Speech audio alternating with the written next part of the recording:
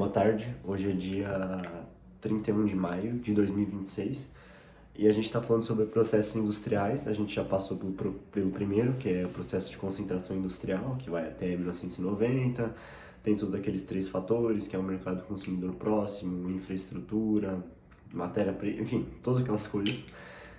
E agora a gente vai falar sobre o segundo processo industrial, que ele, já vamos começar a anotar, né, que ele começa a partir de 1990, então, a partir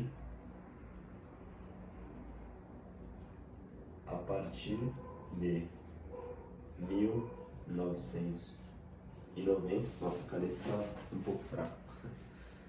A partir de 1990, ele é chamado de desconcentração industrial. Mas assim como a concentração industrial tem os seus três pilares, vamos lembrar aqui quais são eles: mercado consumidor próximo, infraestrutura e mão de obra especializada. A desconcentração industrial, que acontece a partir de 1990, também tem os seus motivos. E quais são esses três motivos? Vamos lá.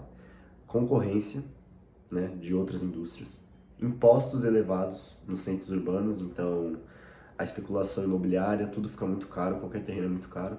E sindicatos fortes, que em centros urbanos os sindicatos tendem a ser muito fortes. Então vamos escrever essas três características. Por que acontece a desconcentração industrial? Concorrência,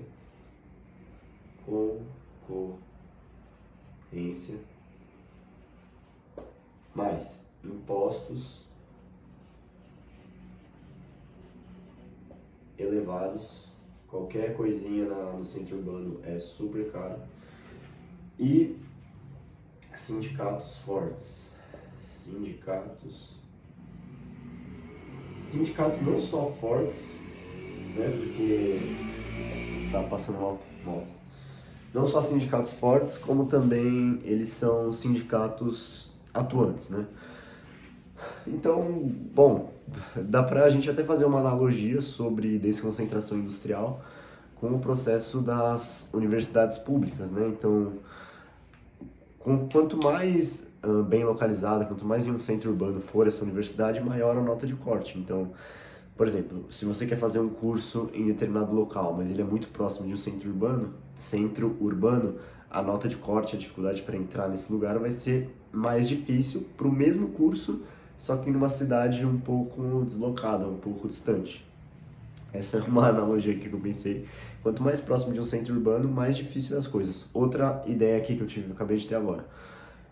Existem até algumas piadas sobre como é o imóvel, qual é o preço do imóvel em São Paulo, por exemplo. Que qualquer cubículo, assim, de pouquíssimos metros quadrados, tem uma mensalidade ali, um aluguel de 3 mil, 4 mil reais, que é uma coisa absurda, né? Você mora num lugar que não tem nem lavanderia, não tem nem cozinha, mas você tem que pagar um super aluguel.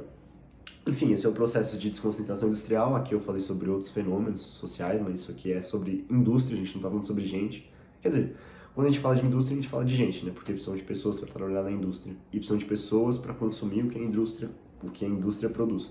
Mas aqui a gente só está falando sobre a fábrica mesmo. Então é isso. O que precisa acontecer para ter desconcentração industrial? Concorrência, impostos elevados e sindicato forte. Aí eu esqueci de falar. E qual que é a consequência dessa desconcentração industrial? Porque a gente ainda não está na desindustrialização, a gente está falando de desconcentração. Estava tudo concentrado, aglomerado no centro urbano e agora expandiu. O que é? Essas mesmas indústrias, elas seguem rumo às, vamos crase aqui, cidades médias, não da Idade Média, né? Cidades médias aqui não são cidades grandes, cidades médias e pequenas, certo? Então a indústria de bolacha que tinha aqui, ela não precisa mais estar aqui em São Paulo, ela pode ir para Atibaia, Itatiba, pode ir para esses polos, para Campinas, sei lá, mas ela continua vendendo, porque lá o terreno é mais barato, lá tem menos concorrência, lá ela não vai ficar pagando todo imposto, lá não vai ter o sindicato para ficar enchendo o saco dela. Então é isso, essa aqui é a aula de desconcentração industrial.